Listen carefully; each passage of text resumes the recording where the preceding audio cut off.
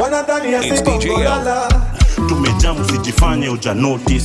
Wanadhani asibongo lala. Tumejamu sijifanye uja notice. Wambie punde imechoka sana. Tumejamu sijifanye uja notice. Wambie punde imechoka sana. Tumejamu sijifanye uja notice. Get ready, get ready, get ready, get ready, get ready, get ready, get ready. Richard Onyonka, Senator Richard Onyonka na anaongea pale katika mtandao, namuona anasema kwamba deportation of Miguna Okay. and other issues should not disqualify Fred Matiang'i from running for president. Okay. Anasema, show me one man of the presidential aspirants who has better record. We are nearly all the same. Thugs, crooks. Anasema we must understand that we don't have angels. Okay. Amesema yani hawa presidential candidates ambao tuko nao Wote wako na blanda zao. Akasema we are nearly all the same. Thugs and crooks. Asema we should understand that we don't have angels. So natuambia kwa ufupi kwamba Kenyans prepare for the same.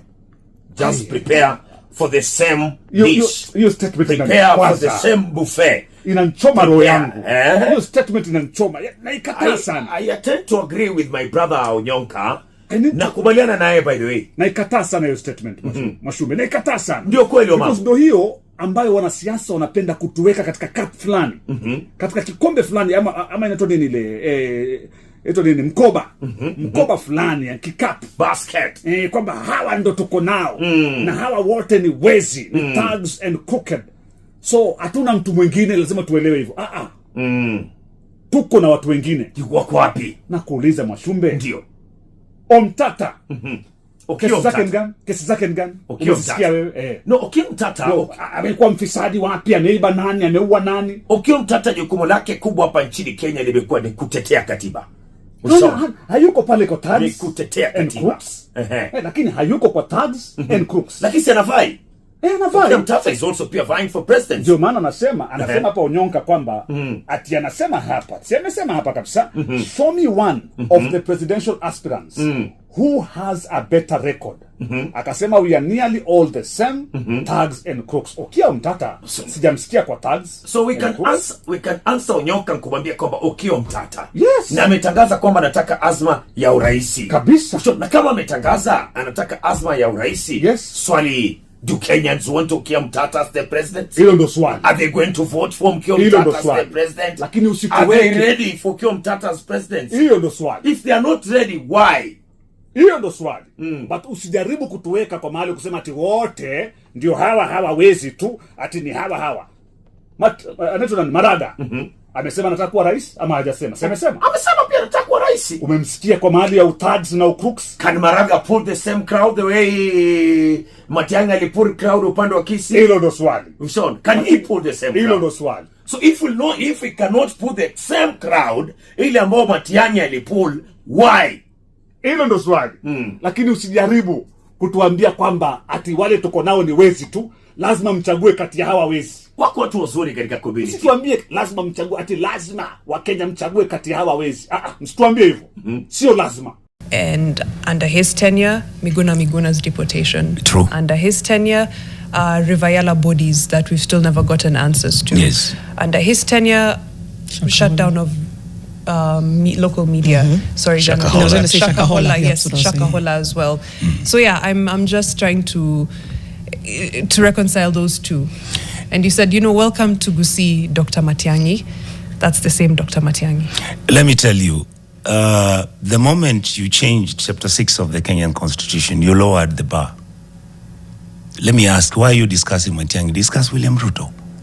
Why is the president encouraging abductions? Why is it that people are being, your journalists being taken to court because they have done a documentary on the abductions?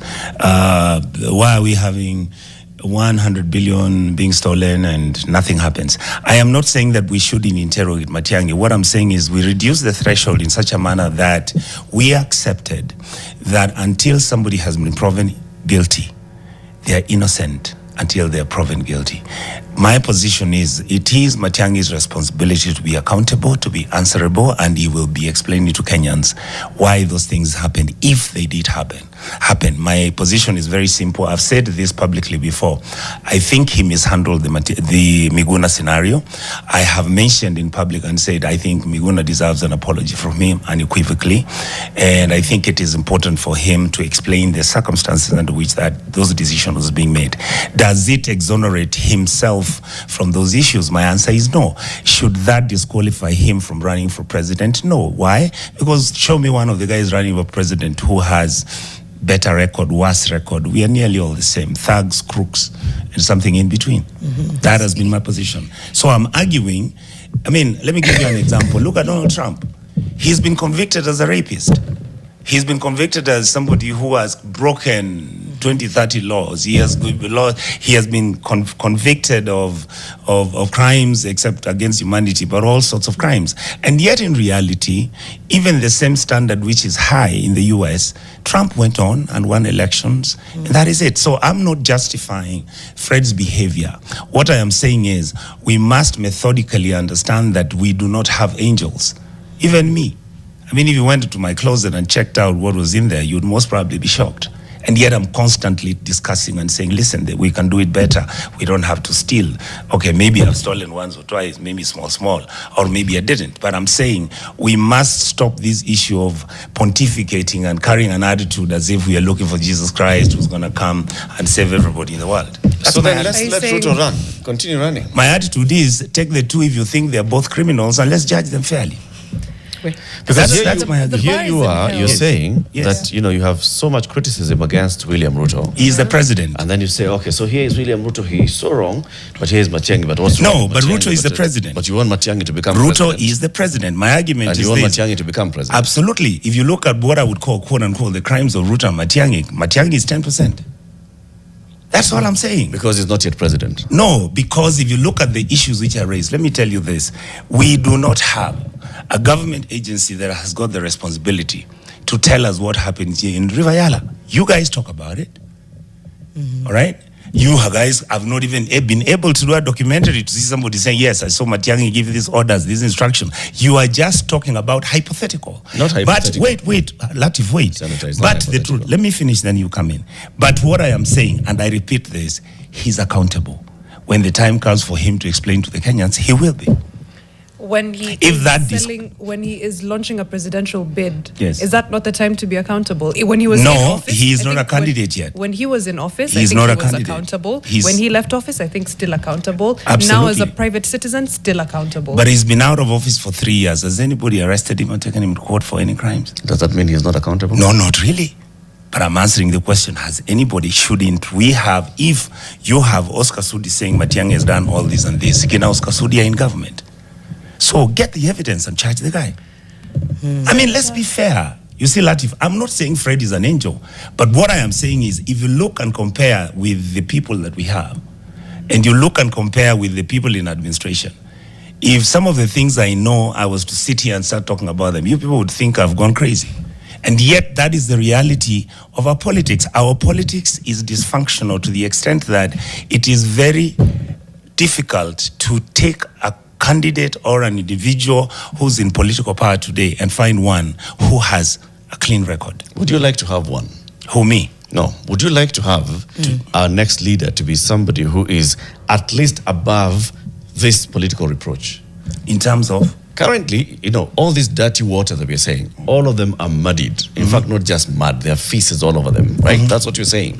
Would you like to have our next president being cleaner than the current? Absolutely. Lot?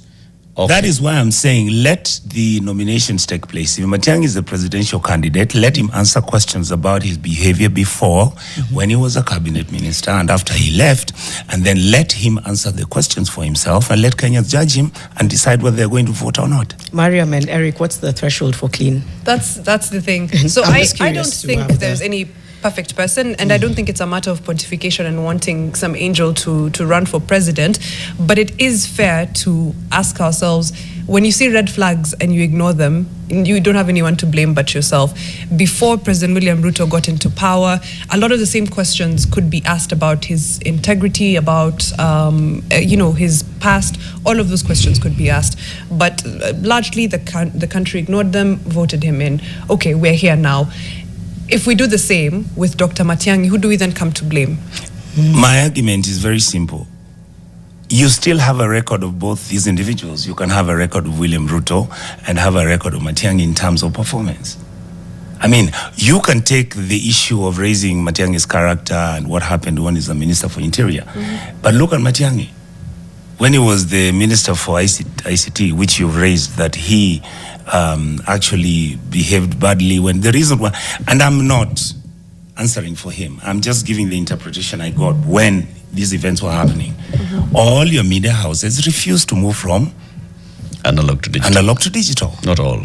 Most. Yeah. When this argument was going through, when we were discussing it in Parliament, when we were trying to ask, why are people refusing to move from analog to digital? The next thing, of course, the TV stations were off, and it took, I think, about a week. Everybody was back on digital, and the story ended. How can you use that as a negative against the guy? Because you people in the media were the ones who actually created him. He came in, there was a government policy, the thing was passed in Parliament, and you refused to switch off your TV stations from analog to digital. Let's go to the Ministry of Education. Which minister has done a stunning job, including, and I'm sorry to use this case, but it's important for my data. My father was a Minister for Education 35 years ago. Right. Matiang'i's performance was exemplary in terms of, we were having challenges of exams. We were having issues. I am aware, even the issue where you have discussed about the land question on what happened and everything. My point is this: I am not exonerating him from accountability. I am saying give him a fair chance to respond and answer those questions when the time comes. And indeed, for me as Richard, what has happened to me is that I believe that he is prepared mentally, and the rest of the team, to sit down and actually say, even if you have 20 things broken in the Republic, can we fix even 3? And then move on from there. And I believe that this group is slowly beginning to understand. And I can tell you, I'm one of the people that if I find that all they want is to change individuals and then continue the normal BS, I will walk away. You'll be out. Kwa nini mnataka kututoa kwenye pani ya mafuta na kuturudisha kwenye moto? Kama tunatoa William Ruto kwa sababu ya ufisadi, kwa nini tunaweka viongozi wa upinzani ambao ni wafisadi tu kama William Ruto? Mbona tufanye kazi ya bure? Is that what the Gen Z's died for? Wale Gen Z wote ambao walikufa kwa kupigwa risasi wakipigania uongozi bora na uongozi mbadala, hiyo ndio uongozi mbadala walikuwa wanapigania. Mimi nimewaeleza kwamba Eugene Wamalwa ndiye alikuwa waziri wakati tulipoteza pesa ya Aroran Kimwarer. Nimewaelezea about Mwache Dam ambayo iko Kwale County ya 35 billion. Nimewapeleka Vampire Diaries kule Kuresoi North, Itare Dam ambayo 19 billion ishatumika out of almost 40 billion shillings. Nimewapeleka Tuake Dam ambayo iko Makueni ambayo ni ya 36 billion, ambayo mwanakandarasi amelipwa 236 million ya bure bila kufanya kitu chochote. Hiyo ameongezewa on top of vile money ambayo amelipwa, ni kama ni ya kutoa. Pesa ya wananchi inalipwa kwa namna hiyo na inaibiwa. Nimewaeleza kwamba Uhuru Kenyatta amewafadhili project waje kuwa rais wetu, ile hali kwa serikali yake tulipoteza zaidi ya trilioni 6. Siku ya uchaguzi tulipoteza 12 billion ambayo iliibiwa siku ya uchaguzi. Tulipoteza pesa kwa Eurobond 200 billion. Tulipoteza pesa wakati wa COVID-19 200 billion. Tulipoteza wakati wa BBI 2 billion shillings. Tulipoteza kwa laptop project 23.4 billion. Je, nikiwaambia hivi vitu na wadanganya? Na hii mambo ambayo nawaambia si ni mambo ambayo unaweza kugoogle wewe mwenyewe na simu yako. Sio ati ni information ambayo mimi peke yangu Morara niko na, iko kwenye Google, unaweza kutafuta peke yako hiyo information. Imefika wakati sisi kama vijana wa Kenya tusiamini serikali ya Ruto ambayo ni ya ufisadi, na pia tusiamini upinzani ambao ni wafisadi. Tutengeneze azma mpya. We need a new youth alliance of leaders of integrity. Unakaa tu hivi hata kama Saa hii ufurahishwi na Kasongo, unaangalia Kenya Ibrahim Traore, the president of Africa, anafanya Burkina Faso, unasema there is hope, we will liberate this nation. Alafu unakumbuka Kasongo alimit Langley, huyu msee wa US amekuwa kitaka kuua Ibrahim Traore, unasema lakini vijana wa Kenya si tunacheze wangu haki na gava. On one page of the newspaper, 22 billion scandal, pesa inatolewa for jobs za my youth, inakuliwa na few. On the other side, wanatuongelelea venye wanatutafutia kazi abroad. Yo, we need... It is our time to eat. Those are the words of Oburu Odinga. That is Raila's brother.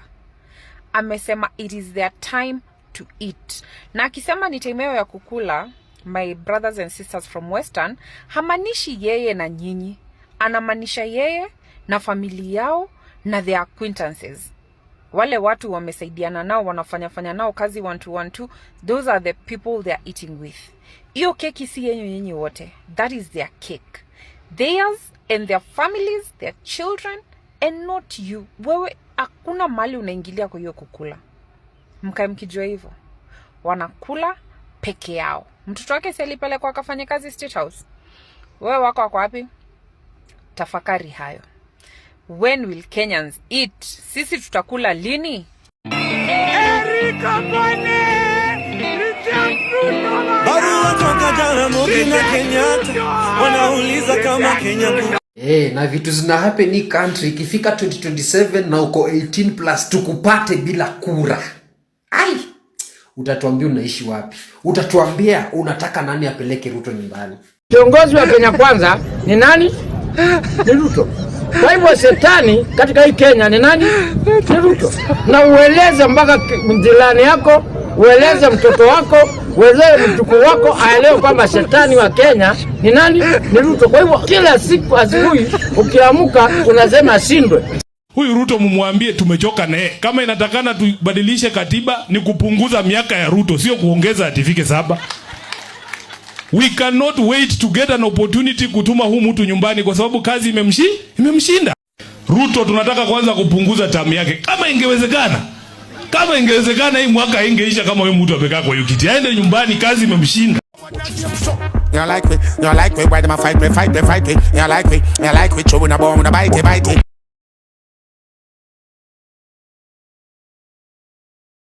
We don't trust them even if we bust them. We don't trust them, stay far, not touch them. We don't trust them, hope their man a suck them. Informer me say you must them.